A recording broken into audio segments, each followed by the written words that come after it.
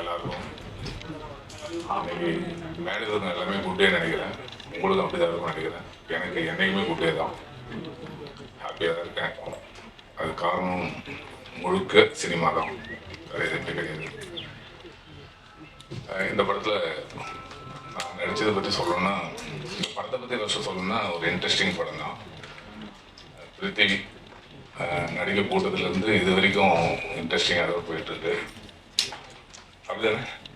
சரி. ஸோ இந்த படம் வந்து ஆக்சுவலி ரொம்ப நல்ல கதை, எனக்கு ரொம்ப பிடிச்ச கதை. ஒரு நாள் நைட்டு நடக்கிற கதை. இன்ட்ரெஸ்டிங்காக பண்ணிடுறாரு, சூப்பராக பண்ணிடுறாரு பிரித்திவி. படம் பார்த்தேன், எனக்கு ஒரு படம் இதுவுமே சரி புதிய பதிமாக தான் ஒரு ஃபீல் ஆச்சு. நல்லா இருக்கும் இந்த படம். இந்த படத்துக்கு மேனேஜர் எல்லாத்துக்கும் வணக்கம் மறுபடியும் சொல்கிறேன். ரொம்ப தேங்க்ஸ். தேங்க்யூ. முயற்சி உடையவனுக்கு 8 திசையும் ஏற்ற திசைதான். தன்னுடைய ஒவ்வொரு முயற்சியிலும் புதிய புதிய கதாபாத்திரங்களில் தன்னை மெருகேற்றி அடையாளப்படுத்திக் கொண்டிருக்கும் ஜீவா சுப்பிரமணியம் அவர்களை பேச அழைக்கிறோம். எல்லாருக்கும் மாலை வணக்கம். இங்க எங்களை வாழ்த்த வந்திருக்க சிறப்பு விருந்தினர்கள் அனைவருக்கும் வணக்கத்தை தெரிவிச்சுக்கிறேன். சோஷியல் மீடியா அண்ட் யூடியூப் எல்லாருக்கும் வந்திருக்கீங்க. உங்க எல்லாருக்கும் ரொம்ப ரொம்ப நன்றி. இந்த படத்துல நான் வந்து ஒரு வித்தியாசமான கதாபாத்திரம் பண்ணியிருக்கேன். இது வரைக்கும் இவங்க சாரி கட்டிட்டு சுடிதார் போட்டு ஒரு மாதிரியான கதாபாத்திரம் தான் பண்ணுவாங்கன்ற ஒரு இது இருந்தது. அதை பிரேக் பண்ணியிருக்காங்க. இயக்குனர் அரவிந்தன் அவர்களும் பிருத்வி சார் அவங்கள எல்லாமே சேர்ந்து எனக்கு ஒரு வித்தியாசமான ஒரு கதாபாத்திரம் கொடுத்துருக்காங்க. ஃபர்ஸ்ட் இங்கே கூப்பிடும் போது சுடிதாரில் தான் போயிருந்தேன். வேணான்னு சொல்லிடுவாங்களோ அப்படின்னு தான் ரொம்ப நான் நினச்சிட்டே இருந்தேன். அதுக்கப்புறம் சார் சொன்னாங்க சுடிதாரில் பார்க்கும்போது எப்படி இருக்கு, ஆனால் உங்களுக்கு ஒரு காஸ்டியூம் வர வச்சு போட்டு பார்க்கலாம் அப்படின்னு சொல்லிட்டு காஸ்டியூம் வர வச்சு ஒரு ட்ரையல் மாதிரி ஒரு காஸ்டியூம் கொடுத்து எனக்கு அங்கே ஒரு நாள் ட்ரையல் கொடுத்தாங்க. அப்போ நம்ம பிருத்வி சாரும் அரவிந்தன் அவர்களும் அப்புறமா நம்ம மைக்கேல் இவங்க எல்லாருமே சேர்ந்து எனக்கு ஒரு நாள் ரிஹர்சல் கொடுத்தாங்க. ரொம்ப நல்லா இருந்தது. ஷூட் போகிறப்போ எனக்கு ரொம்ப ரொம்ப சப்போர்ட்டாக இருந்தாங்க. எனக்கு புல்லட் ஓட்ட தெரியும் நான் போய் சொல்லிட்டேன் அவங்க கேட்கும்போது. அதுக்கப்புறம் ஷூட்டிங் போனதுக்கப்புறம் அங்கேயும் ஒரு நாள் எனக்கு ஓட்டுறதுக்கு ட்ரெயின் கொடுத்து ரொம்ப நல்லா பார்த்துக்கிட்டாங்க. ரொம்ப சந்தோஷமா இருக்கு. கண்டிப்பா உங்க எல்லாருக்கும் பிடிக்கும். இவ்வளவு நாள் பார்த்துட்டு இருந்த ஜீவாவை வித்தியாசமான கோணத்துல பார்ப்பீங்க. இந்த மேடையை யூஸ் பண்ணிக்கணும்னு நான் நினைக்கிறேன். நிறைய பேர் உங்க சாரியில வராங்க, சுடிதார்ல வராங்க, வெஸ்டர்ன் கேரக்டர் பண்ண மாட்டாங்க. அந்த மாதிரி கேரக்டர் உங்களுக்கு சூட் ஆகாதுன்னு நீங்க நினைக்க வேணாம். சாரி எனக்கு ரொம்ப பிடிக்கும். என் பெண்மையை உணர்ந்தப்போ நான் முதல் உடுத்தின விட இந்த சேலை தான். அதனால எங்க போனாலும் இந்த சாரியில தான் போவேன். ஒரு கதாபாத்திரம் கொடுத்து பாருங்க, ப்ரூவ் பண்ணி காட்டுவோம். வாய்ப்புகள் கிடைச்சா தானே ப்ரூவ் பண்ண முடியும். இவங்க எனக்கு கொடுத்துருக்காங்க. அதுக்கு எல்லாருக்குமே நன்றிங்க. குட்டே படத்தோட டீமுக்கு. ரெண்டாவது சிவகார்த்திகேயன் அண்ணா, சூப்பர் ஸ்டார் ரஜினிகாந்த் அவர்கள் எல்லாம் இப்போ வர படங்கள் எல்லாம் பார்த்து ஒரு சில விஷயம் சொல்லிட்டு இருக்கீங்க. எங்களுக்கு ரொம்ப சந்தோஷமா இருக்கு.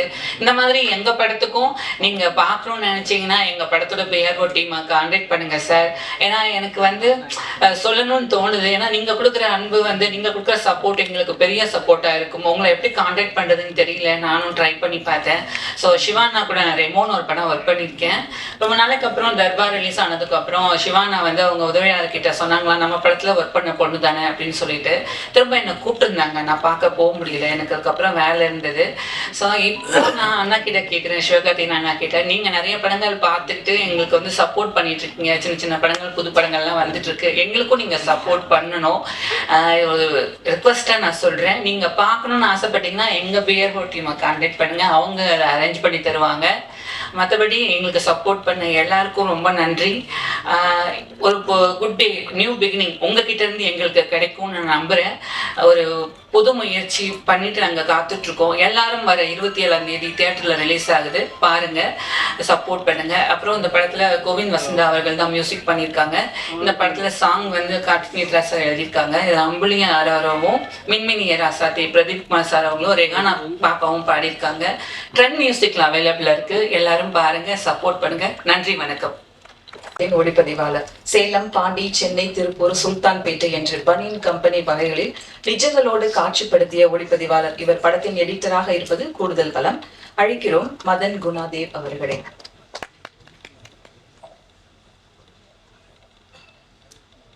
எல்லாருக்கும் வணக்கம். Good day. இந்த படம் ஒரு நைட்டில் நடக்கிற கதை. ஸோ நைட்டில் தான் ஃபுல்லாகவே ஷூட் பண்ணோம். மோஸ்ட்லி இந்த டீமில் இருக்க எல்லாருமே ஃப்ரெண்ட்ஸு. ஸோ எந்த காம்ப்ரமைஸும் இல்லாமல் பெஸ்ட்டாக பண்ணியிருக்கோம் நம்புகிறோம். கம்மிங் 27th ரிலீஸ் ஆகுது. படம் பார்த்துட்டு உங்கள் சப்போர்ட் கொடுக்குறோம். தேங்க்யூ. காற்றை எதிர்த்து மேலே செல்லும் பட்டம் போல உழைப்பாளிகள் ஒன்று சேர்ந்தால் அந்த இடத்தில் ஒரு புரட்சி உருவாகும். விளிம்புநிலை மக்களின் ஒடுக்கப்பட்ட தையல் தொழில் பின்னணியில் உருவாக்கப்பட்ட கதை இது.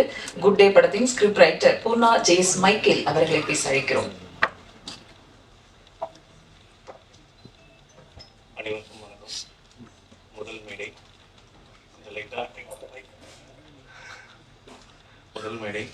கொஞ்சம் லைட்டாக ஷிவரிங் தான் இருக்குது. 3 வருஷம் பண்ணோம் இந்த படம். 3 வருஷம் கஷ்டப்பட்டு எல்லோரும் வழக்கமாக சொல்கிறது தான். இருந்தாலும் 3 வருஷம் ரொம்ப பாடுபட்டோம். ரொம்ப சிம்பிளாக தான் ஆரம்பித்தோம். ரொம்ப பெரிய படம் இல்லை, ரொம்ப சின்ன படம், ரொம்ப அழகான படம். எங்களால் என்ன முயற்சி எடுத்திருக்கோமோ நாங்கள் போட்டிருக்கோம். ஒரு 3 நண்பர்கள் சேர்ந்து கதை இதுதான் எதுவும் ஃபிக்ஸ் பண்ணல. நம்ம லிரிக் ரைட்டர் கார்த்திக் நேதா அவருடைய அண்ணனோட கதையை ஒரு நாள் கேட்ட இயக்குனரும் தயாரிப்பாளரும் ஒரு லைன் ஒன்று சொன்னாங்க. அதை வச்சு டெவலப் பண்ணலாம், ஒரு நைட்டில் ட்ராவல் பண்ணலாம் அப்படின்ட்டு. ரொம்ப எங்களுக்கு மனசுக்கு நெருக்கமாக வந்திருக்கு. கண்டிப்பாக உங்களுக்கும் நெருக்கமாக இருக்கும். இது வந்து உங்களை என்டர்டெயினும் பண்ணும், உங்களை வந்து என்கேஜும் பண்ணும். ஒரு நைட் லைஃப் தான். நைட் லைஃப் நிறைய படம் பார்த்துருப்பீங்க.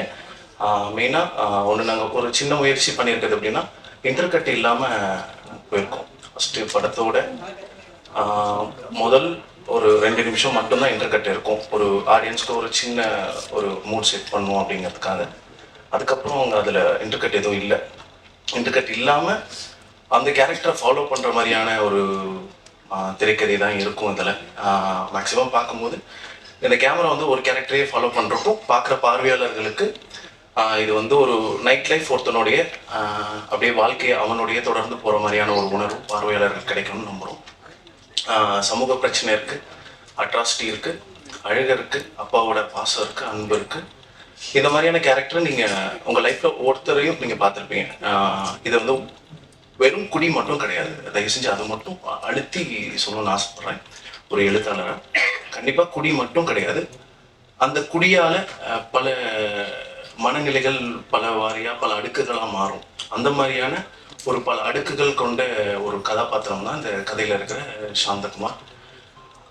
எழுத்துக்கு வாய்ப்பளித்த என்னுடைய ப்ரொடியூசர், என்னோட டைரக்டர், கிட்டத்தட்ட நானும் டைரக்டரும் காலேஜ் மேட்ஸ் தான்.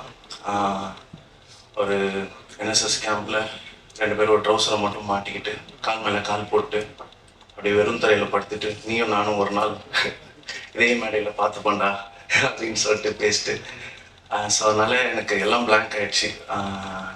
அதுதான் நிறைவேறின மாதிரி இருக்குது. அவர் தான் வந்து எனக்கு ப்ரொடியூசர் இன்ட்ரோ கொடுத்தாரு. எழுதுறா அவனால் முடியும் அப்படின்னு சப்போர்ட் பண்ணார். இவர்கிட்ட இயக்குனர் என் நண்பனாக இருந்தாலும் நிறைய அவர்கிட்ட இருந்தும் கற்றுக்கிட்டேன். உண்மை தான்.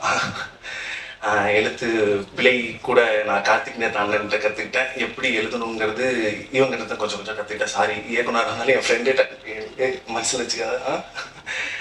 ஸோ எல்லாருமே பாருங்கள். ஒரு நல்ல ஒரு ட்ராவல் கிடைக்கும் உங்களுக்கு.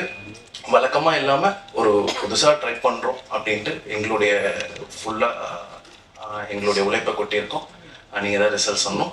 வர ஜூன் 27 ரிலீஸ். கண்டிப்பாக எல்லாம் தேட்டரில் போய் பாருங்கள், சப்போர்ட் பண்ணுங்கள். நல்ல படங்களுக்கு, சின்ன படங்களுக்கு நீங்கள் தான் சப்போர்ட் பண்ணணும். நன்றி, வணக்கம். அதான் என்னோட வாழ்க்கையில் நடந்த சில அப்படின்னு சொல்லிட்டாங்க, அதனால் நான் சொல்லாமல் வேணாம் அப்படின்ட்டே இருந்தேன். ஆமாம், அது கடந்த கால வாழ்க்கை எல்லாருக்குமே தெரியும், குடிகார வாழ்க்கை தான். அதனால் அதுக்கு முன்னாடி நான் சில பேருக்கு இங்கே நன்றி சொல்லணும் அப்படின்னு நினைக்கிறேன். எல்லோருக்கும் வணக்கம். முதல்ல பாலாஜி தரணிதரன் அண்ணா இங்கே வந்ததுக்கு அவருக்கு ரொம்ப நன்றி. என்னோடய சினிமா பயணத்தை ரொம்ப ஆக்கப்பூர்வமாக தொடங்கி வச்சவர் அவர் தான். அவரோட ஒரு பக்க கதை எழுதும் போதெல்லாம் என்னை ரூம்குள்ளே போட்டு பூட்டிடுவார், வெளியே போனால் குடிச்சிருவேன் அப்படின்ட்டு. அப்படி தான் அப்படி பேரன்போடு எல்லாம் கட்டி கட்டி தூக்கிட்டு வந்த ஒரு ஆள் தான் நான் இங்கே. பிறகு நிறைய எல்லாருக்குமே இருந்துச்சு வந்துருந்த அத்தனை பேருக்குமே ராஜமுருகன் அண்ணாக்கு முக்கியமாக. ராஜமுருகன் அண்ணாவும் என்னுடைய சில பல ஆட்டங்கள்லாம் பார்த்தவர் தான். அதனால் இந்த படத்தை நீங்கள் பார்க்கும்போது அந்த ஆட்டம் ஏன் நடந்தது அப்படின்னு புரியும். கோவிந்த் வசந்தாக்கு இந்த நேரத்தில் நன்றி. கோவிந்தால் இங்கே வர முடியல. ஆக சிறந்த பாடல்கள் கொடுத்துருக்காப்புல. அதுவும் மின்மினிய ராசாத்தியும் அம்புலி ஆராரவும் வந்து உறுதியாக எல்லாரையும் தாளாட்டிட்டு இருக்கு. பிறகு எல்லோருக்குமே இந்த நேரத்தில் என்னுடைய நன்றி. இயக்குனர் பற்றியும் தயாரிப்பாளரை பற்றியும் நான் கடைசியாக பேசுகிறேன். அதுக்கு முன்னாடி நம்ம ரைட்டர் சொன்ன மாதிரி இந்த திரைப்படம் வெறும் குடியை மட்டும் பேசுவதில்லை அப்படின்னு சொன்னார் இல்லையா? ஆமாம், அதுதான் உண்மை. முன்ன எப்போ நான் வாசித்த ஒரு கட்டுரை, ஒரு உளவியல் கட்டுரை, அது வந்து வளர்ந்த நாடுகள் அப்படி அதை பற்றி சொல்லும் போது வளர்ந்த நாடுகளினுடைய உளவியல் எப்படி இருக்குது அப்படின்னு அந்த கட்டுரை சொல்லுது. வளர்ந்த நாடுகளினுடைய உளவியல் வந்து ஸ்கூசோபெனிக் சொசைட்டியாக இருக்குது அப்படின்னு சொல்லுது அந்த கட்டுரை. ஸ்கீசோபெனிக் சொசைட்டின்னா ஒரு மனப்பிறழ்வுக்கு ஆளான சமூகமாக வளர்ந்த நாடுகள்லாம் இருக்குது. வளரும் நாடுகள் எல்லாமே ஒரு கில்ட் மேனிக் சொசைட்டியாக இருக்குது அப்படின்னு அந்த கட்டுரை வந்து ஆணித்தரமாக ரொம்ப ஆழமாக சொல்லி அதை விளக்குது.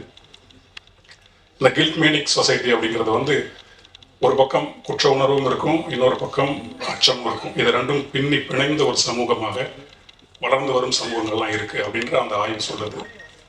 இந்தியா மாதிரி, நம்ம தமிழ்நாடு மாதிரி ஆன இந்த வளர்ந்து வந்து கொண்டிருக்கின்ற சமூகமும் அதே மாதிரி ஒரு கில்ட் மேனியக் சொசைட்டி தான். இப்படியான கில்ட் மேனியக் சொசைட்டிக்குள்ள ஒருவன் எப்படி குடிகாரனா மாறலாம் அப்படின்னு ஒன்று இருக்கு இல்லையா? அதற்கு நிறைய காரணங்கள் உண்டு, நிறைய காரணிகள் உண்டு. அப்படி ஒரு காரணத்தில் போய் வீழ்ந்தவன் தான் நானும். ஒரு 20 வருடம் போதைக்குள்ளேயே உழன்று மயக்கத்திலேயே எல்லாத்தையும் செஞ்சு அப்படி இருந்தவன் தான். அந்த கட்டுரையை வாசிக்கும் போது எனக்கு அவ்வளோ வியப்பாக இருந்தது. நமக்கும் இந்த மாதிரி நோய் தான் இருந்திருக்கு போல அப்படின்ட்டு. அப்படி இந்த குடிக்கான சமூக காரணிகள் நிறைய இருக்கு. முதல்ல சமூக கட்டமைப்பு ஒரு காரணமாக இருக்கு ஒருவன் குடிகாரனா மாறுறதுக்கு. அதன் பிறகு இந்த பொருளாதார ஏக்கம்னு ஒன்று சொல்லுவோம். பொருளாதார ஏற்றத்தாழ்வுகள் இருக்கு இல்லையா? ஒரு பக்கம் பணம் போயிட்டே இருக்கு, ஒரு பக்கம் பணம் இல்லை, ஆனால் அதே உழைப்பு தான் போடப்படுது. ஆனால் வரலங்கும் போது கிடைக்கக்கூடிய அந்த ஏக்கம், அந்த ஏக்கத்தை வெளிப்படுத்த முடியாமல் செயல்படுத்த முடியாமல் இருக்கக்கூடிய அந்த ஆற்றாமை, அந்த இயலாமை, இது எல்லாமே தபாலும் தள்ளி கொண்டு போய் போதை பக்கம் விட்டுரும். இந்த பொருளாதார ஏக்கம் ஒன்று. பிறகு நாம் வாழக்கூடிய இந்த சமூகத்திற்குள்ள, இந்த நவீன சமூகத்துக்குள்ள அந்நியமா நம்ம ஆயிடும். ஏதாவது ஒரு வகையில ஒரு ஏலியனேஷன் பண்ணப்படுறோம். அது ஒரு பெரிய காரணமா இருக்கு ஒருவன் போதைக்குள்ள ரொம்ப சுலபமா போறதுக்கு. அதன் பிறகு அந்த தந்தையின் அந்த மேலாதிக்கம் ஒன்று இருக்கு இல்லையா? சின்ன குழந்தையிலிருந்து ஒரு தாயினுடைய மேலாதிக்கம் ஒரு குழந்தையை வளர்ந்த பிறகு ரொம்ப ஈஸியாக கொண்டு போய் குடிக்குள்ள விட்டுரும். அதே மாதிரிதான் தாயினுடைய மேலாதிக்கமும் ரொம்ப டாமினேட் பண்ணிகிட்டே இருக்கும் போது இல்லையா? அந்த குழந்தை சின்ன வயசுல தெரியாமல் இருந்தாலும் ஒரு கட்டத்துக்கு மேலே போதைக்குள்ள போய் ரொம்ப ஈஸியாக விழுந்துருது. அப்படி வீழ்த்தப்பட்டவன் தான் நானும் ஒருத்தன். இப்படி நிறைய காரணங்கள் இருக்கு. அகக்காரணங்களா நிறைய இருக்கு. இப்போ நான் சொன்னதெல்லாம் புறக்காரணங்களா இருக்கு. புறக்காரணங்கள் இன்னும் நிறைய இருக்கு. நம்முடைய அந்த மத மேலாதிக்கம், சாதிய படிநிலைகள், இந்த ஒடுக்கப்படுதல், புறக்கணிக்கப்படுதல், இப்படி ஊர்பட்ட காரணம் இருக்கு குடிகாரன் ஆகிறதுக்கு. சும்மா இதை குடிச்சிட்டான் அப்படி இல்லை. குடிங்கிறது தப்பா இருந்தாலுமே அதற்கு பின்னால் இவ்வளவு பேருடைய பங்கு இருக்கு ஒரு தனி மனிதன் குடிகாரன் ஆகிறதுக்கு. அகக்காரணங்களா நிறைய இருக்கு. தனிமை உணர்வுங்கிறது ஒன்று. உலகம் முழுக்க இன்னைக்கு இருக்கக்கூடிய இந்த கான்டெம்பரரி வேர்ல்ட்ல நம்ம சொல்லக்கூடிய இந்த போஸ்ட் மாடர்ன் யுகத்துல சலிப்புணர்வு, போர்டன் சொல்றோம்ல, அது இன்னைக்கு பெருகிட்டு இருக்கு.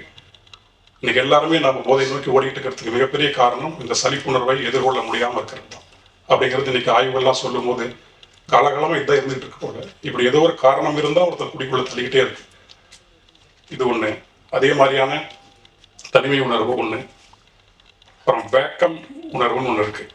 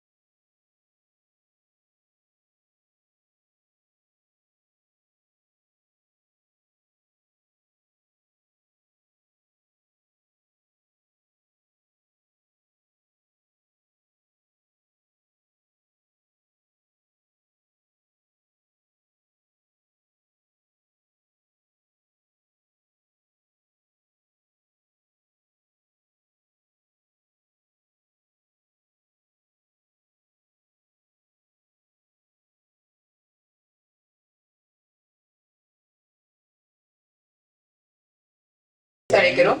பதட்டம், விருப்பமின்மை, பயம், பயிற்சியின்மை, கவனச்சிதறல், திருமணத்திலுடைய இன்னொரு வாழ்க்கை எல்லாம் சேர்த்து உற்சாகம் பெருகும் உருகி மருகும் கதை சொன்ன நடுவுல கொஞ்சம் பக்கத்தை காணும் இயக்குனர் பாலாஜி தரணிதரன் அவர்களை பேச அழைக்கிறோம்.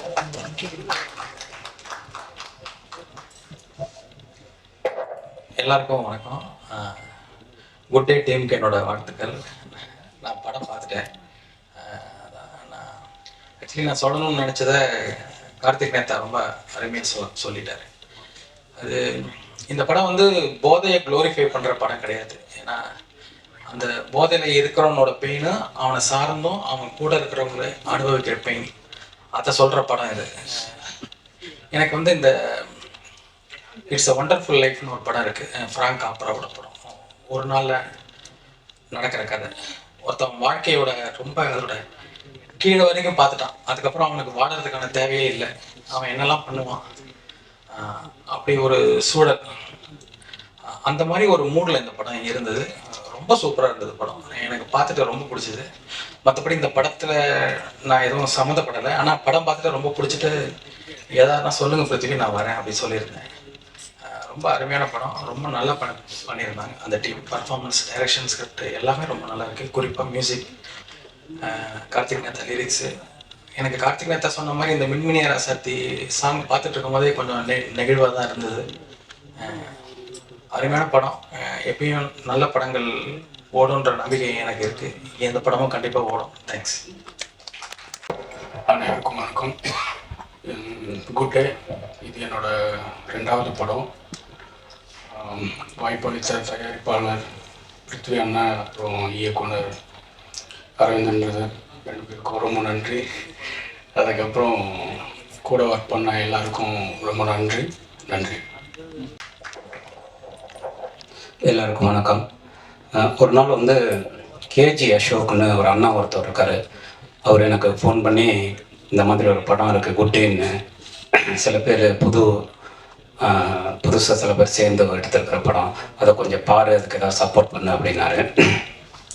பொதுவாக இந்த மாதிரியான விஷயங்கள் வரும்போது நம்ம சப்போர்ட் பண்ணுறது பண்ணல அப்படிங்கிறதெல்லாம் தாண்டி அந்த கண்டென்ட் தான் ரொம்ப முக்கியம். அந்த மாதிரி நிறைய படத்துக்கு நம்ம போகிறோம், சம்பிரதாயத்துக்கு சப்போர்ட் பண்ணுறதுக்காக 2 வார்த்தைகள் பேசுவோம்.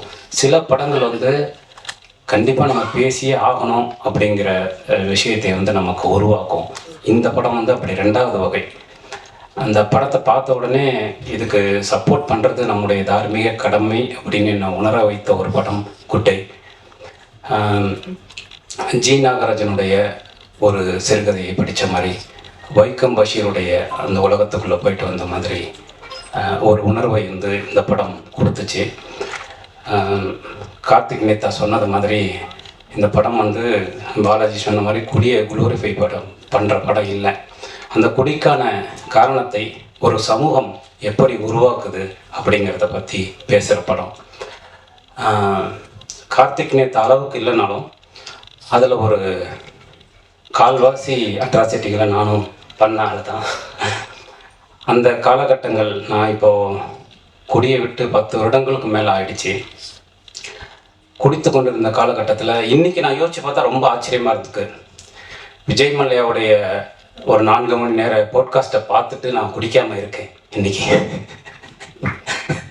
அப்போ எவ்வளோ பெரிய மன உறுதி வந்து நான் அடைஞ்சிருக்கேன் அப்படிங்கிறத நினைக்கும் போது எனக்கு ரொம்ப ஆச்சரியமாக இருக்குது. ஏன்னா ஒரு நாள் வந்து நம்முடைய வேலைகளை தவிர்த்துட்டு, நம்முடைய செயல்களை தவிர்த்துட்டு, நம்ம யூடியூப்லையும் ஊடகங்களையும் பயணம் பண்ணிட்டு அன்றைக்கு சாயங்காலம் குடிக்காமல் தூங்க முடியுமான்னு தெரியல. அப்படியான ஒரு சமூகத்தில் தான் நாம் வாழ்ந்துகிட்டு இருக்கோம். ஆனால் அதை தாண்டி ஏன் நான் இதை சொல்கிறேன்னா, நான் கடைசியாக குடித்த நாள் வந்து 2009 பிரபாகரன் இருந்ததாக தொடர்ந்து அந்த செய்தி வந்து கொண்டிருந்த அந்த நாள் தான் நான் கடைசியாக குடித்த நாள். அதுதான் என் வாழ்க்கையில் நான் அதிகமாக குடித்த நாள். அந்த இரவு வந்து அந்த பகலில் ஆரம்பித்து தொடர்ந்து தொலைக்காட்சிகள் அந்த செய்தி வந்துக்கிட்டே இருக்குது. ஒரு 30 வருடங்களுக்கு மேலான ஒரு மாபெரும் கனவு, ஒரு மாபெரும் போராட்டம் நம் கண்முன்னே வீழக்கூடிய, அதை பார்க்கக்கூடிய சக்தி வந்து உங்களைப் போலவே எனக்கும் இல்லை. அந்த நாள் வந்து அருள் இல்லைனும் நானும் சேர்ந்து மத்தியானத்துலேருந்து குடிச்சிக்கிட்டே இருக்கோம். அருளில் வந்து குடிச்சிட்டு தமிழகத்தின் அரசியலில் பத்திரிகைகளில் உயர் பொறுப்புகளில் இருக்கிறவங்களுக்கெல்லாம் ஃபோன் போட்டுக்கிட்டே இருக்கான் குடிச்சிட்டு. ஏதாவது வந்து இது உண்மையா, வேறு ஏதாவது நடக்குதா, ஏதாவது நடந்துருமா அப்படிங்கிறதை தெரிந்து கொள்ளக்கூடிய சூழலில் அன்றைக்கு முழுவதும் அன்னைக்கு நாங்கள் குடிச்சிட்டு யார் யாரை சந்திச்சோங்கிறது ஞாபகமே இல்லை. சீமான் அண்ணனை சந்தித்தோம். அப்படி வந்து நிறைய பேரை சந்தித்தோம் அந்த இரவில். வைகோ அவர்களுக்கு பேசணும், அப்படி நிறைய பேருக்கு வந்து பேசி அந்த இரவு முழுவதும் வந்து அந்த மறுநாள் விடிந்த பிறகு நான் அடைந்த மாபெரும் ஒரு குற்ற உணர்ச்சியின் பொருட்டாக நான் குடியை விட்டுவிட்டேன். அன்றிலிருந்து இன்று வரை நான் வந்து குடியை தொடுவதில்லை. ஏன்னா குடி வந்து நமக்கு மீண்டும் மீண்டும் குற்ற உணர்ச்சியை மட்டுமே கொடுத்து கொண்டிருக்கிறது. இந்த சமூகத்தை பற்றி நாம் வந்து கவலைப்படலாம், இந்த சமூகம் நாம் கொடுக்குற அழுத்தத்தை பற்றி பேசலாம்.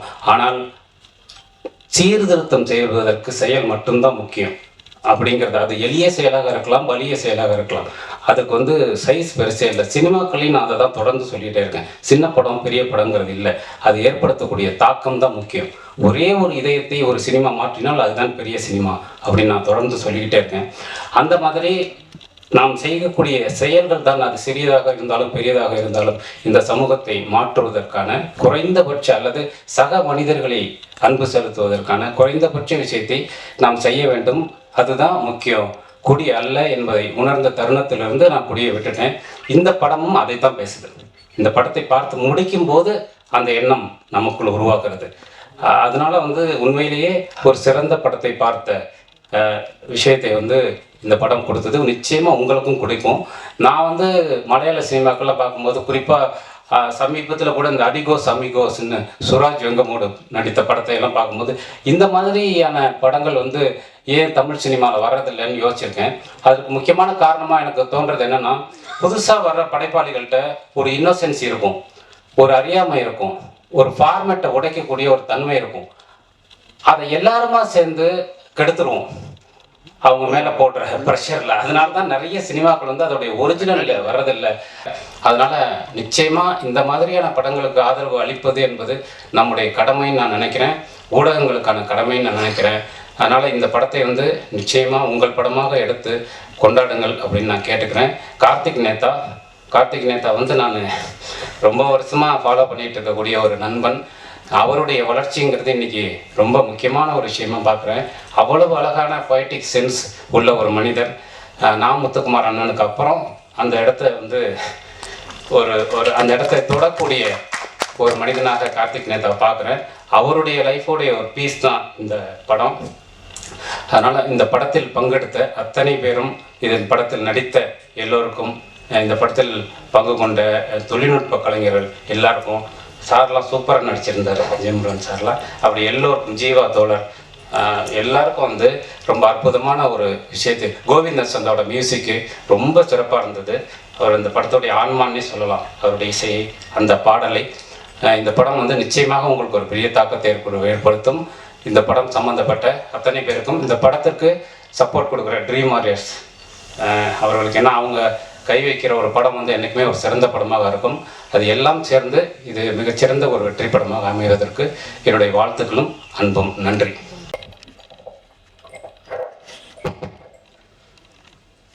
பத்திரிகை ஊடக நண்பர்கள் அனைவருக்கும் வணக்கம். படத்தை சப்போர்ட் பண்ணுறதுக்கு உறுதுணையாக இருந்து இவ்வளோ தூரம் முன்னெடுத்து கொண்டு வந்த ராஜ்முருகன் சார், பாலாஜி தரணிதரன் சார் மற்றும் அது இல்லாமல் ஆஃப்லைன்லேயும் நிறைய உதவியர்கள் சப்போர்ட் பண்ணிட்டு இருக்காங்க. அவங்க எல்லாத்துக்கும் முதற்கண் வணக்கம். நியூ மாங் பிக்சர்ஸ் தயாரிப்பில் வெளிவந்திருக்கும் படம் குட் டே. இதில் புதியவர்களோட கூட்டு முயற்சியில் இந்த படம் வந்திருக்கு.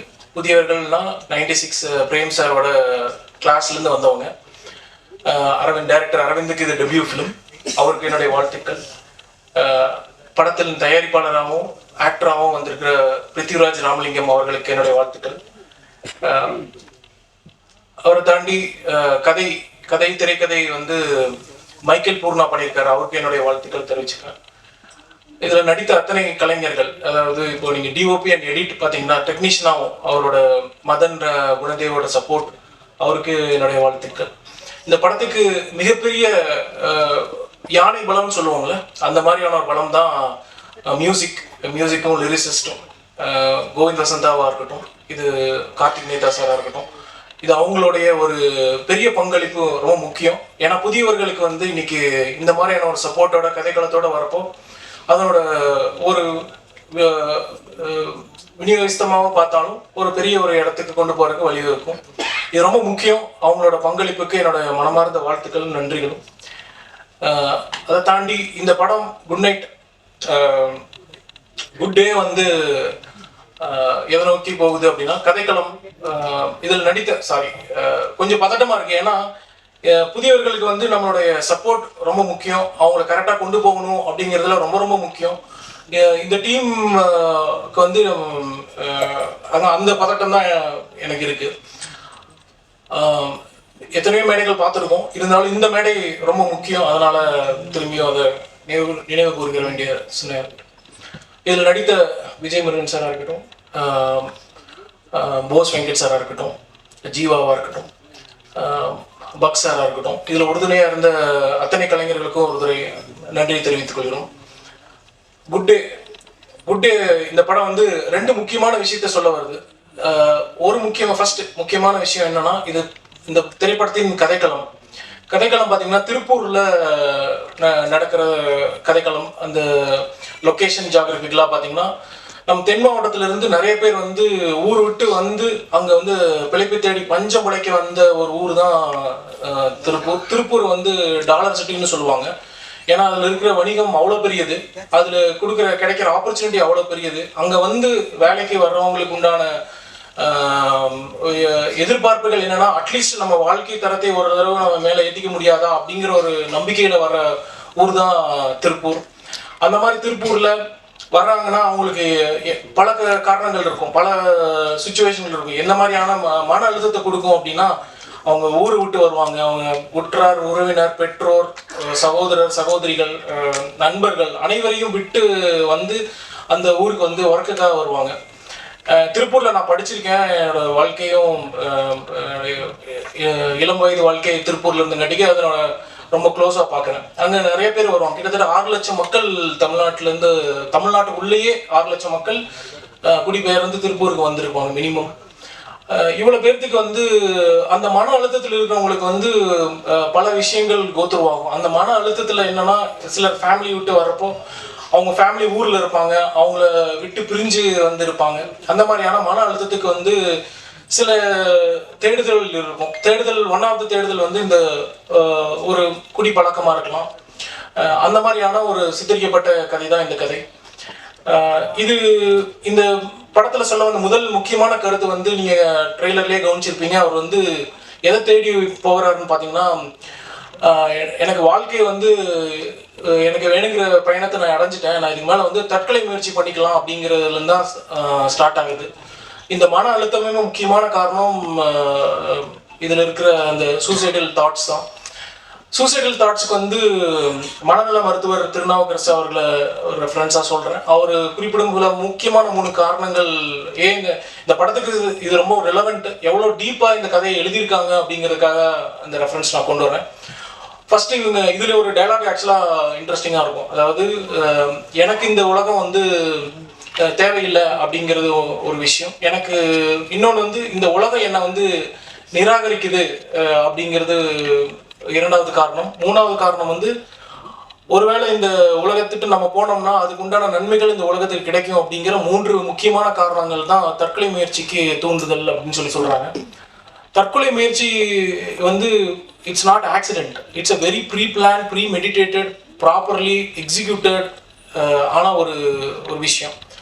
ஸோ இப்படி ஆன ஒரு கதைக்களம் தான் இந்த படம். இதில் இப்படி ஒரு பிளேஸ்மெண்ட் பண்ணியிருக்காங்க. இதில் அவருடைய குடிப்பழக்கத்தை வந்து கொண்டு வந்து வச்சுருக்காங்க. அது எப்படி ஒரு காம்பினேஷன், அது ஒரு டெட்லி காம்பினேஷன். இதுக்கு கிளியராக ஒரு முடிவு இருக்குது. அதுதான் இந்த படத்தோட ஸ்டார்டிங்கே அங்கிருந்தா ஸ்டார்ட் ஆகுது. ஸோ இப்படி ஒரு காம்பினேஷனில் வர படத்துக்கு கண்டிப்பாக ஒரு முடிவு, அது எந்த ஒரு தனி மனிதராக இருந்தாலும் அது கண்டிப்பாக அதுக்கு ஒரு முடிவு இருக்குங்கிறது தான் இதனோட பேசிக்கான அந்த ஸ்டோரி ஸ்ட்ரக்சரிங். அவ்வளோ டெப்த்தாக இந்த வடிவமைச்சிருக்காங்க. மிகப்பெரிய நன்றிகள். இதுக்கு லிரிக்ஸாக இருந்து மட்டும் இல்லாமல் அடிஷ்னல் டயலாக்ஸுக்கு உறுதுணையாக இருந்த கார்த்திக் நேதா சாருக்கு சிறப்பு நன்றிகள் நான் தெரிவிக்கணும்னு நினைக்கிறேன். பூர்ணாக்கு இந்த ஒரு டெப்த் ரைட்டிங்க்கு வந்து நன்றிகள் தெரிவிக்கணும்னு நினைக்கிறேன். ஏன்னா இது வந்து நியூ டெபியூ டீம்லேருந்து வரப்போ இந்த ஒரு இது வந்து குவார்க்கி ஜானரே வந்து ரொம்ப புதுமையானது. இது குவார்க்கி ஜானர் வந்து கொண்டு வந்து சொல்றதுக்கு ராஜ்முருகன் சார் சொன்ன மாதிரி ஒரு தைரியம் வேணும், இதில் நடிகருக்கு ஒரு தைரியம் வேணும். இதில் நடித்த ஒரு நம்ம பிருத்திவிராஜ் சார் வந்து அவ்வளோ டெப்த்தாக அந்த கேரக்டராகவே வாழ்ந்திருப்பார். நீங்கள் உங்களோட ஸ்க்ரீன் ஹோல்டிங் வந்து ஒன் ஆஃப் த இப்போ ரீசெண்ட் டைம்ஸில் பார்த்த திரைப்படங்களில் டெபியூ ஆக்டராக இவ்வளோ பெர்ஃபார்மன்ஸ் ஓரியன்டாக அவர் கொடுக்க முடிஞ்சதுக்கு மிகப்பெரிய நன்றிகள் அண்ட் வாழ்த்துக்கள். இந்த தமிழ் சினிமா கண்டிப்பாக உங்களை அங்கீகரிக்கும் சார். உங்களோட ஆக்டிங்க்கு டெஃபினட்டாக ஒரு பிளேஸ் இருக்குது. இதுக்கு நாங்கள் மட்டும் இல்லை, பத்திரிகை ஊடக நண்பர்கள் எல்லாருமே கை கொடுத்து உங்களை கூட்டிகிட்டு போகிறோம். உங்களுக்கு first of all warm welcome sir for such a brilliant acting. Vijay சாரோட ஆக்டிங்கும் அதில் பிரில்லியண்ட்டாக இருக்கும். நீங்கள் ஜீவாவோட ஆக்டிங்கும் ஒரு போலீஸ் கேரக்டராக இருந்து பண்ணுவாங்க. பைக் ஓட்டுற மாதிரியான காட்சிகள் எல்லாம் நீங்கள் பார்த்துருப்பீங்க. ஸோ இதனோட ரெண்டாவது காரணம் நான் சொல்லணும்னு நினச்சேன். இந்த படத்தை குட் டேவோட இரண்டாவது காரணம் என்னன்னா, இப்போ நம்ம ஃப்ரெண்ட்ஸில் வந்து ஒரு 10 நண்பர்கள் இருக்காங்கன்னா கண்டிப்பாக ஒரு நண்பர் இந்த மாதிரி இருப்பாங்க. பிருத்திவிராஜ் மாதிரியான இந்த கேரக்டரில் இருக்கிற நண்பர்கள் கண்டிப்பாக நம்ம கூட இருப்பாங்க. ஸோ இதுவே ஒரு பெரிய ரிலேட்டபிலிட்டி நம்மளுக்கு. கண்டிப்பாக நமக்கு கூட்டத்தில் ஒருத்தர் இருந்தாரு அப்படின்னு சொல்லி போட்டு அவங்களுக்கு நடந்த நல்ல விஷயமா இருக்கட்டும், கெட்ட விஷயமா இருக்கட்டும், அவங்க தேடி போன வழிகளாக இருக்கட்டும், அது சரி தவறுங்கிறத தாண்டி நம்மளால ரிலேட் பண்ணிக்க முடியும். கண்டிப்பாக இந்த கரண்ட் ஜென்ரேஷன் எல்லாத்தாலையும் ரிலேட் பண்ணிக்க முடியும். ஜென்ரேஷன் தாண்டின ஒரு கதையாக தான் இந்த படம் இருக்குது. இந்த இரண்டு முக்கியமான காரணத்தினால தான் இந்த படத்தை நாங்கள் தேர்வு செஞ்சோம். கண்டிப்பாக இந்த படத்துக்கு உண்டான சப்போர்ட் எப்பவுமே இருக்குது. உங்களோட சப்போர்ட் எங்களுக்கு இருக்குது. முக்கியமான அந்த நம்பிக்கையில் வருகின்ற ஜூன் 27ஆம் தேதி திரைக்கு வருது. உங்களுடைய அன்பும் ஆதரவும் இந்த படத்துக்கு தேவை. இவர்கள் அனைவரும் புதியவர்கள். உங்களுடைய அன்பும் ஆதரவும் கண்டிப்பாக தேவை என்று தாழ்மையுடன் கேட்டுக்கொள்கிறேன். நன்றி, வணக்கம்.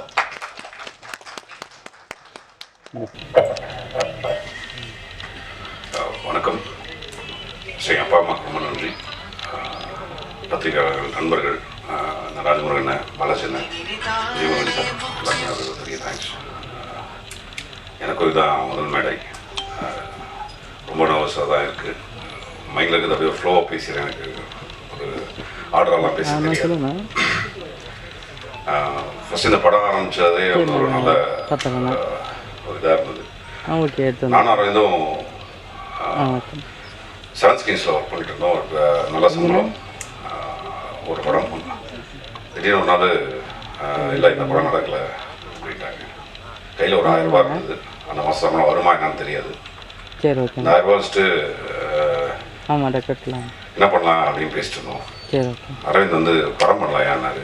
ஏன்னா லூஸா 1000 ரூபா தான் இருக்குது, அடுத்த மாதத்துக்கு ஏதாவது நல்ல டேரக்டர் எப்படியாவது இந்த ப்ரொஃபைல் வச்சு காமிச்சு சேர்ந்துருவோம் அப்படின்னும் போது சரி வழக்கம் போல் பேசிட்டு படுத்து தூங்கிட்டோம். காலையில் எழுந்திரிச்சு வழக்கம் போல் ஞாபகம் இருக்காது என்ன பேசினோன்னு.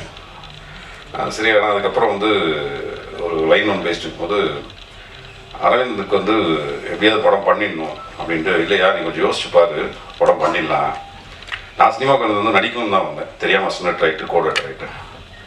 அரவிந்த் வந்து ப்ராப்பராக டேரக்டர் ஆகணும். சரி, அரவிந்த் வந்து எப்படியாவது நீ பண்ணிவிடுவோம் அப்படின்னு சொல்லி ஆரம்பித்த படம் தான். அப்படிதான் இந்த படம் ஸ்டார்ட் ஆச்சு. கையில் காசுலாம் கிடையாது. ஒரு ரெடியாக அப்படியே நார்மலாக நல்லா பேசுவோம். போய்ட்டு பேசி உட்காந்து ஒரு 2 லட்ச ரூபா ஃபஸ்ட்டு ஒருத்தர் ஏமாற்றி வாங்கணும். அதுக்கப்புறம் அவர் எங்களை நம்பினார். அப்புறம் இவரை காமிச்சு இன்னொருத்தர் ஒரு 5 லட்ச ரூபா வாங்கணும். அப்புறம் கொஞ்சம் கொஞ்சமாக எடுத்து அதை காமிச்சு பணம் இருக்குன்னு தான் பணம் வாங்கணும். அப்படி தான் இந்த படம் ரெடியாச்சு. ப்ரொடியூசர்னால் வழக்கமான பணம் எடுத்துகிட்டு வந்து நான் ப்ரொடியூஸ் பண்ணலை. கிட்டத்தட்ட ஏமாத்தணும் மீன்ஸ் படம் பண்ணணும் அப்படின்ற ஒரு இது. நிறைய நடிகர்கள் வந்து எங்கள் மேலே ஒரு சின்ன நம்பிக்கை வந்து ஃப்ரீயாக நடிச்சு கொடுத்தாங்க. பக்ஷன், விஜயமுருகன், நிறைய பேர். ஜீவாக்கெலாம் என்ன பேமெண்ட் போச்சான்னு கூட எனக்கு தெரியல. நிறைய பேர் ஹெல்ப் பண்ணாங்க. ஸோ இப்படி படம் பண்ணலாம் அப்படின்ட்டு ஆரம்பிச்சுட்டு வந்து எங்களுக்கே தெரியல. சரி, இப்போ ஸ்கிரிப்ட் உட்காந்து ஒரு லைன் பேசி ஸ்கிரிப்ட் பண்ணுவோம் அப்படின்ட்டு போய் உட்காந்து பேச ஆரம்பித்தோம். சரி, குடிகாரனை பற்றி என்ன ஸ்கிரிப்ட் ஆச்சு, என்ன பண்ணலாம் அப்படின்னும்போது டக்குன்னு பேப்பர் எடுத்து பெஸ்ட்டு குடிகாரர்கள்லாம் எழுதினேன் யாராக இருக்காங்கன்னு. அதில் ஃபஸ்ட்டு வந்து அண்ணன் கார்த்திக் நேத்தா தான் என் நண்பன், அவர் பேர் தான் வந்துச்சு. சரி உடனே ஃபோனை போட்டு அங்கேருந்து இப்படி ஒரு படம் பண்ணோம் அப்படின்ட்டு. அதை சொல்ல மாதிரி அவர் சிலபஸ் அவர். நீங்கள் பார்த்த கார்த்திக் நேத்தா தவிர நான் பார்த்த கார்த்திக் நேத்தா தவிர பிரபா வைன் ஷாப்பில் வந்து ஃபஸ்ட் டைம் கார்த்திக் நேத்தா வந்து ஒரு எனக்கு ஒரு அப்பப்போ ஒரு அறிவுரை எல்லாம் சொல்லுவார் அவர். வந்து எது குடிக்கிறோன்னு இந்த உலகத்தை யாரா காப்பாற்றணும், நம்ம தான் காப்பாற்றணும். அதனால் காலையில் ஒரு கட்டிங் போட்டால் தானே அடுத்தடுத்த டேக் ஆஃப் ஆகும் அப்படின்ட்டு. நான் வேறு மாதிரி கார்த்திக் நேத்தாவை பார்த்துருக்கேன். நான் பயந்த கார்த்திக் நேத்தாலாம் இருக்குது. சட்டையை கட்டிட்டு ஹெல்மெட் வந்துடும் மாட்டு பஸ் ஏறிடாரு. எங்கே போகிறீங்கன்னு கேட்டால் இல்லை உலகத்தை காப்பாற்றணும், நம்ம நிறைய ஒர்க் இருக்குது. இப்படி பல சம்பவங்கள் இருக்குது கார்த்திக் நேத்தா. சரி உடனே கார்த்திக் ஃபோன் அடித்தோடனே சரி வழக்கம் போல் பண்ணிவிடுவோம் அப்படின்ட்டு ஒரு 2 மாதம் வாழ்க்கையில் நடந்த எல்லா விஷயங்களும் கிட்டத்தட்ட ஒரு 40-50 மணி நேரம் ஃபுட்டேஜே இருக்குது. அவர் பேசினார். அப்போயே கான்ஃபிடென்ட் ஆகிடுச்சு இந்த படம் கன்ஃபார்ம் விட்டு. ஏன்னா அவ்வளோ விஷயங்கள் அவர் வாழ்க்கையில் பேசி அதை அதுக்கப்புறம் ஃபைன் டியூன் பண்ணி அதை ஒரு ஸ்க்ரீன் பிளே ஆடல. அதே மாதிரி அரவிந்த் வந்து எப்பவுமே ஒன்று சொல்லுவார், நான் கண்டிப்பாக வந்து படம் பண்ணுறதுக்கு ஒரு ஆர்ட் படமாக பண்ணிடவே கூடாது, என்னோடய படம் வந்து என்கேஜ் பண்ணணும், என்டர்டெயின் பண்ணணும். ஸோ அது கரெக்டாக பண்ணியிருக்காரு. நான் ஒரு கமர்ஷியல் டேரக்டராக தான் வந்திருக்கேங்க அப்படின்னு சொல்லிட்டு அதை நான் அப்போ சரி ஏதோ ஒன்று பேசுகிறாப்புல ஓகே அப்படின்ட்டு. சரி இந்த படத்தில் நீங்கள் நடிச்சு ஃபர்ஸ்ட் ஆஃப் ஆல் அரவிந்த் நான் ஒரு பெரிய தேங்க் பண்ணோம். ஏன்னா ஏதோ ஒரு டேரக்டர்கிட்ட நம்ம கதாநாயகனாக தெரிஞ்சிருக்கோம்ல. ஸோ அதுக்கு வந்து எனக்கு நடிக்கிறதுக்கு ஹீரோவாக்குன்னு அரவிந்துக்கு வந்து நான் காலத்துக்கும் வந்து நன்றி கடன் பட்டிருக்கேன். தேங்க்யூ அரவிந்த். சரி இப்போ நம்மளை ஓகே ஹீரோன்ட்டார், இந்த பணத்தை கொஞ்சம் ரெடி பண்ணிடலாம் அப்படின்ட்டு ரெடி பண்ண ஆரம்பிச்சதான். ஆனால் அரவிந்த் வந்து திடீர்னு ஒரு நாள் ட்விஸ்ட் வச்சிட்டாரு, பிருத்திவி எனக்கு ஒரு நாள் நடிச்சு காமிங்க, நீங்கள் நடிச்சு காமிச்சிங்கன்னா தான் இந்த படத்தில் ஹீரோ, இல்லைன்னா கிடையாதுங்க, அது ஃப்ரெண்ட்ஸாக இருந்தாலும் பரவாயில்ல. OMC கிரவுண்டு கூப்பிட்டு போயிட்டாப்புல. சரி அதுக்கு முந்தின நாள் நல்லா கவனிச்சிக்கிறாரு இந்த காலைல ஏதாவது சொல்கிற போகிறான் வேணாம் அப்படின்ட்டு அப்புறம் காலைல போய் ஒரு டெஸ்ட் வச்சாப்புல. ரொம்ப நேரம் உட்காந்து யோசிச்சுட்டு நடிச்சிருவ போல இருக்கியா, நடிச்சு அப்படின்னு தான் நான் நடிகேன் நான். ஸோ நடிகன் ஆக்குனது வந்து அரவிந்த் தான்.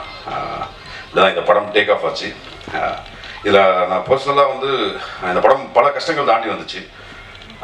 நான் நிறைய பேருக்கு தேங்க் பண்ணோம். அதில் ஃபஸ்ட்டு இந்த படம் உருவானதுக்கு மிகப்பெரிய ஒரு காரணம் வந்து DIG ரவி சார், கோஸ்ட் கார்டோட DIGயாக இருக்கார். அவர் எங்களுக்கு ஒரு மிகப்பெரிய சப்போர்ட். தீபக் ராஜு அவரும் அவங்களுக்கு மிகப்பெரிய சப்போர்ட். அதை தாண்டி நிறைய நண்பர்கள், இவங்க எல்லாத்துக்குமே தான் இந்த நிறைய பேர் மறந்துருப்பேன், எனக்கு ஃப்ளோவில் வரல. இவங்க எல்லாருமே தான் ஒரு மிகப்பெரிய சப்போர்ட் இந்த படம் உருவானதுக்கு. அப்புறம் வந்து படம் ஒரு கட்டத்தில் நான் பாண்டி குமரனுக்கு வந்து ஒரு பெரிய தேங்க்ஸ் சொல்லிக்கிறேன் ஒன்று. ஏன்னா ஒரு 2 லட்ச ரூபா எடுத்து ஷூட்டிங் போயிட்டோம் 19 நாள் ஷெடியூலுக்கு. காசு இல்லை, அங்கே போயிட்டு ஏன்னா ஓரமாக வானேன்னு கூப்பிட்டு போயிட்டு மன்னிச்சு 2 லட்ச ரூபா எடுத்து வந்துருக்கோம், எப்படியாவது அந்த படத்தை முடிச்சு கொடுத்துருங்க அப்படின்னு கடைசியில் அவர் தான் முடிச்சு கொடுத்தாரு. செக்லீஃப்லாம் வாங்கி வச்சுக்கிட்டாரு, அது கொடுத்தாரு இல்லைன்னு தெரியல. ஒரு நம்பிக்கை இருக்காதுல்ல. பட் 19 நாள் ஷூட் பண்ணிட்டோம், எங்களுக்கு எந்த ஒரு குறவும் இல்லாமல் அந்த இடத்த எங்கள் மேலே நம்பிக்கை வச்சு சரி ஏதோ கொடுத்துருவீங்க, போய் நிறைய பேர் ஏமாற்றிட்டு போயிருக்கேன், என்ன நீங்களாவது கொடுத்துருங்கடான்னு சொல்லி தான் அனுப்பிச்சி விட்டாரு. அந்த பணத்தை கொடுத்துட்டேன். ஸோ ரொம்ப தேங்க்ஸ். நான் அந்த படம் முடிஞ்சதுக்கு நீங்கள் ஒரு மிகப்பெரிய காரணம். அப்படி தான் இந்த படம் உருவாச்சு. ஒரு கட்டத்தில் பாண்டிச்சேரியில் ஷூட்டிங் நிறுத்திட்டாங்க, யூனியன் பேட்டாலாம் போல அப்படின்னு சொல்லிட்டு. ஒரு 10 மணி 11 மணி இருக்கும். அந்த டைமில் படம் என்னடா அது ரொம்ப ரொம்ப ஃப்ரெஷ்ஷாக அழுகலாம் வந்துருச்சு, படம் நிறுத்திட்டாங்களே அப்படின்ட்டு. நிறுத்திட்டாங்க மீன்ஸ் பேட்டா கொடுக்கல. அப்போது லைட்மேன் மயில் அண்ணன், ஒரு நம்ம மேனேஜர் விஜயகுமார் அண்ணன், சேகர், இவங்க எல்லாருமே பேசி இல்லை இது நடக்கும் அப்படின்னு சொல்லி எல்லாருமே அன்றைக்கி ஷூட்டிங் வந்தாங்க. அதுக்கப்புறமா வந்து தான் நான் பேட்டா கொடுத்தேன். அன்றைக்கி அவங்க எங்கேயாவது யூனியனில் இருக்கவங்க இந்த படத்தை நிறுத்தியிருந்தாங்கன்னா இந்த டீம் இங்கே உட்காந்துருக்காது. ஸோ அவங்களுக்கு நான் வந்து ஒரு பெரிய தேங்க்ஸ் சொல்லிக்கிறேன். யூனியன் நாட்கள் அன்றைக்கி எங்கள் டீம் மேலே வச்ச நம்பிக்கை ஒரு மிக முக்கியமான விஷயம். ஸோ இப்படி அந்த படத்தை எடுத்து முடிச்சிட்டோம்.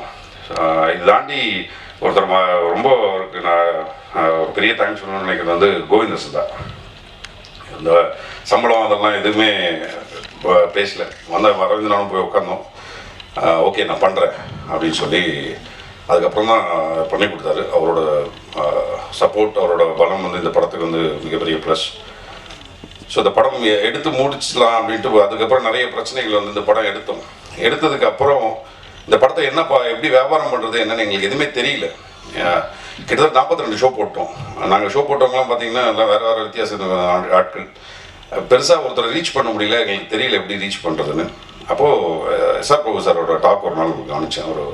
அவர் ஒன்றில் பேசிகிட்டு இருந்தார் ஒரு மேடையில், படம் எடுக்கிறது முன்னாடி இதை எப்படி வியாபாரத்துக்கு என்னன்றது யோசிச்சிருங்க கொஞ்சம் அப்படிங்கும்போது, சரி இவரை நம்ம பிடிச்சிருவோம் அப்படின்ட்டு நேராக அவரை போய் வழக்கம் போல் சார் ஒரு படம் எடுத்துருக்கணும் போது சரி பார்க்குறேன் அப்படின்னு சொல்லிட்டு குகன் சார் தான் எங்கள் படத்தை ஃபஸ்ட்டு பார்த்துட்டு உடனே ஃபோன் அடித்து அன்றைக்கி தை 1 என்ன படம் நல்லா இருக்கியா அப்படின்னாரு. குகன் சார் ரொம்ப தேங்க்ஸ், எங்கள் படத்தை ஃபஸ்ட்டு சர்டிஃபை பண்ணி அந்த படத்தை அதுக்கப்புறம் எஸ்ஆர் பிரபு சார் பார்த்தாரு. அவர் அதுக்கப்புறம் டீமில் ட்ரீம் வாரிஸில் எல்லாருக்கும் சொல்லி எல்லாருமே படம் பார்த்தாங்க. அப்படி தான் அந்த படம் கிட்டத்தட்ட நான் அந்த படம் பண்ணுறேன். எஸ்ஆர் பிரபு சார் இந்த படத்தை பார்த்துட்டு அன்றைக்கி சொன்ன வார்த்தை வந்து, இன்றைக்கி போய் நிம்மதியாக தூங்குங்க, ஒரு 10 நாள் தூங்கி இருக்க மாட்டேங்கிற ரொம்ப நாளாக தூங்க, இந்த படம் தேட்டருக்கு வரும் அப்படின்னாரு. எஸ்ஆர் பிரபு சாருக்கு ஒரு தேங்க்ஸ் சொல்லிக்கிறேன். இந்த படம் அதே மாதிரி 27ஆம் தேதி தேட்டருக்கு வரப்போது ரொம்ப சந்தோஷமாக இருக்குது. ஸோ இந்த படத்தை எடுத்த